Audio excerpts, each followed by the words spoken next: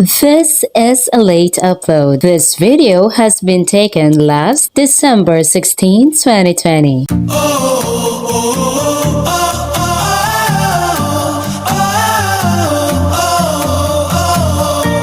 And we have arrived.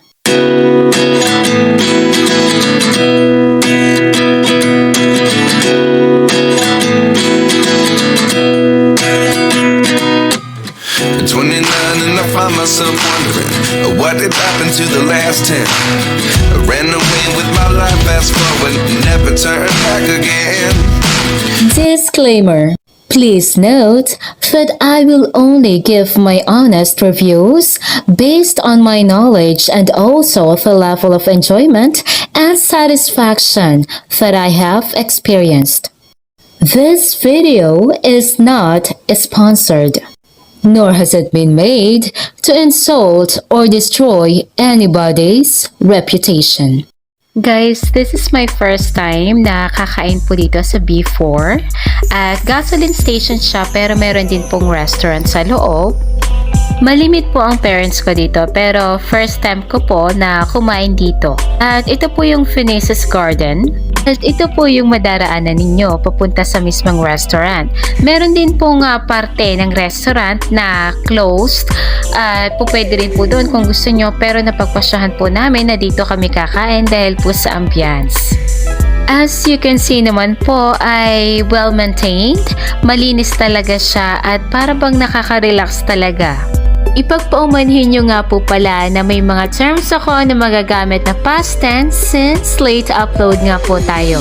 Ang masasabi ko rin po ay maganda po yung customer service nila, maasikaso at magalang din po ang mga nagsiserve.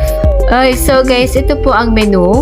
Ang pangalan po ng restaurant ay David's Grill. Meron po sila mga combo meals, may soup, may beef, may chicken. Pwede rin po magpa-deliver kung malapit lamang po kayo. Siyempre, alangan naman po na nasa Luzon to tapos magpa-deliver tayo sa Mindanao, di ba? Sa nakikita nyo po, marami naman pong pagpipilian.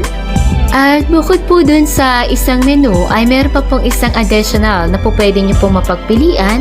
Dito nyo po makikita yung mga seafood, yung noodles, yung bilao, yung rice at kung ano-ano pa po.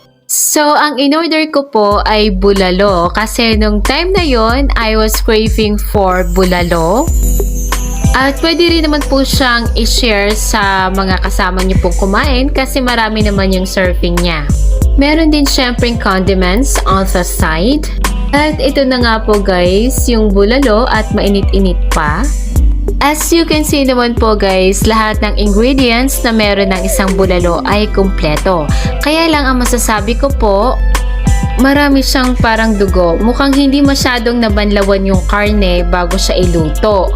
Ayoko kasi yung maraming dugo kasi hindi man ako kakain ng dinuguan, kakain ako ng bulalo at hindi ako makain ng dinuguan. So ayoko talaga ng may dugo. Actually, nagdadalawang isip ako kung kakainin ko pa yung in-order ko o hindi nung makita ko na hindi clear yung sabaw ng bulalo. Kasi usually, kung kumakain kami talaga dati ng bulalo, clear talaga yung nakakain namin sabaw and I love that. As much as possible, ayoko po mag-compare pero syempre gawin na rin natin since doon naman talaga kilala yung Tagaytay sa bulalo. Doon kasi talaga kapag umorder ka usually is very clear yung sabaw, almost white talaga siya. Wala ka masyadong makikita na dugo sa sabaw. At least yung mga nakainan na namin before na restaurant na ang specialty ay bulalo. So, kinain ko na rin kasi nga babayaran din naman namin yun kasi nga in-order namin. Pero yun nga lang, nahirapan ako pagtatanggal ng dugo. Next po ay yung coffee. Okay naman siya, may maganda yung presentation, very enticing. Pero yun nga lang, ang masasabi ko naman dito sa coffee, wala siyang sugar at the side. Usually nga, na-try ko naman before na mga cafe, medyo mapait talaga dapat usually yung kape, tapos may sugar lang on the side. Hindi talaga nakahalo yung sugar. So, ikaw yung magde-decide kung matamis ba or gusto mo yun dun sa kape mo or hindi. In this case, yung coffee nila is nakamix na yung sugar Tapos medyo matamis siya for my taste. So siguro kung okay naman sa inyo matamis, okay lang din. All in all guys, masarap naman talaga yung food. Flavor wise, okay siya, malasa. Ganon din yung kape. Kaya nga lang, siguro may iba lang akong hinahanap. Pero iba-iba naman po ng taste ang mga tao. So kung okay lang sa inyo na may dugo yung bulalo, kung meron siyang konting dugo sa sabaw, mag-i-enjoy talaga kayo. Kasi okay naman siya, malasa yung bulalo at tender naman yung meat. Habang dito naman po sa coffee ay malasa naman po siya talaga, kaya nga lang siguro hinahanap ko yung talagang sobrang pait ng coffee na nakasanayan ko kapag nagpupunta sa cafe. Kasi syempre kapag nasa bahay lang tayo, 3-in-1 coffee. So kahit medyo matabang-tabang okay lang. Pero kapag ka nasa sa cafe ka na and you're paying for far more than a 3-in-1 coffee, syempre gusto ko naman yung parang nag-enjoy ka na lasang-lasa mo talaga yung coffee o yung talagang flavor ng coffee beans.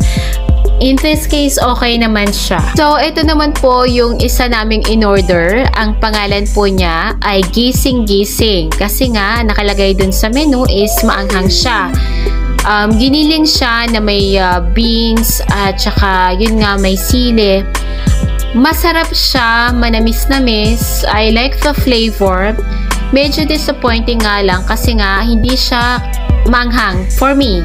Siguro medyo nag-expect lang ako na yung level ng parang spice niya o yung anghang niya ay medyo close sa Bicol Express, pero mali po ako.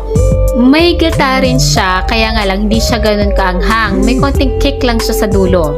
At sa tingin ko yun yung mali sa akin kasi may mga expectations na ako nung mag-order ako at siguro kaya nga hindi ko masyadong na-enjoy yung food kasi dun sa mga expectations na yon.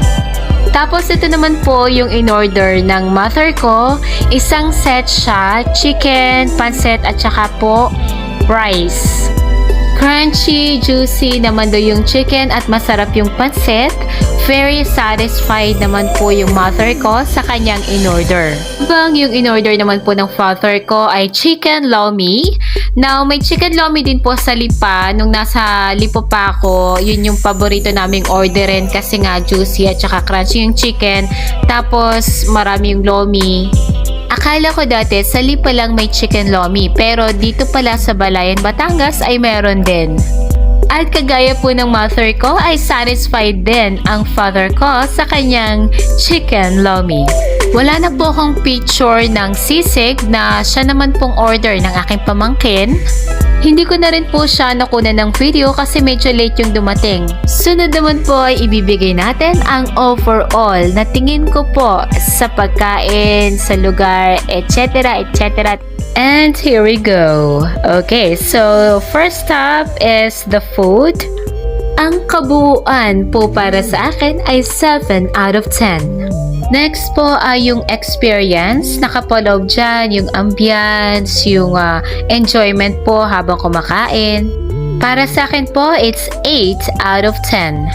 Next naman po is customer service na masasabi ko po na isa ito sa pinaka-importante. At para po sa akin, it's 9.5 out of 10.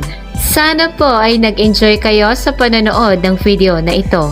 May this video helped to help you choose your next resto to go to.